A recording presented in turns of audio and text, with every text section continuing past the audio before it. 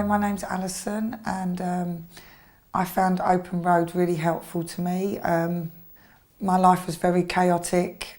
I knew I needed to change, but I didn't know how. And I had a problem with alcohol and cocaine at the time. My trigger was, I was adopted when I was 4 years old. I've not seen my mum since I was 4 years old. Then I met her when I was 21, and I had this picture of her being this ideal mum. When we met, we ended up having a drink together and she got really drunk. And then when I went back from there, that was quite disheartening for me because I've put her on a pedestal, and then when I met her, she wasn't the person that I dreamt about for all them years. And another thing that was a big trigger for me was my real dad. Unfortunately, he came to see me and he told me that he had cancer and he had 3 months to live. For me, that was the biggest, that was so big for me because I loved him with all my heart. He was my soulmate. We got on so well since I was little. I just felt like my whole world just fell apart. And at the time, I just drank. When I was pregnant with my son, I took coke. And I carried on drinking, taking drugs, hanging around with the wrong people. Thought if I moved to Clacton that things would be different, that I'd meet new friends.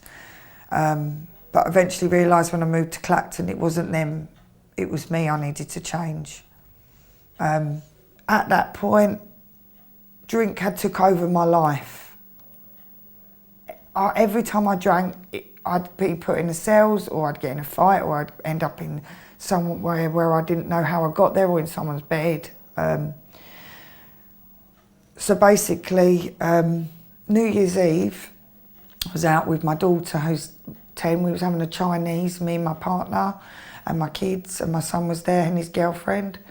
We ended up running off from the Chinese without paying. That's the sort of things I used to do in my chaotic lifestyle. Then we got back to his flat, and he went out because he wanted to go out. He said that I was being boring because obviously I'd staying with my 10-year-old. My son had gone out to party.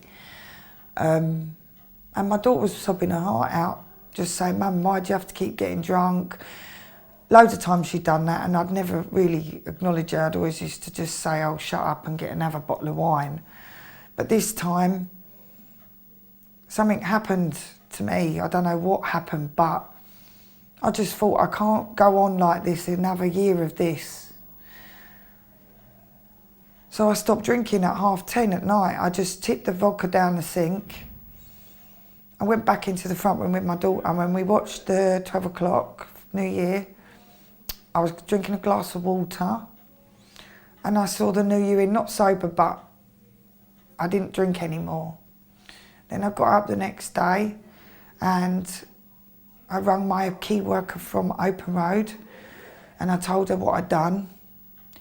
And 2 days after that, she came with me to my first AA meeting.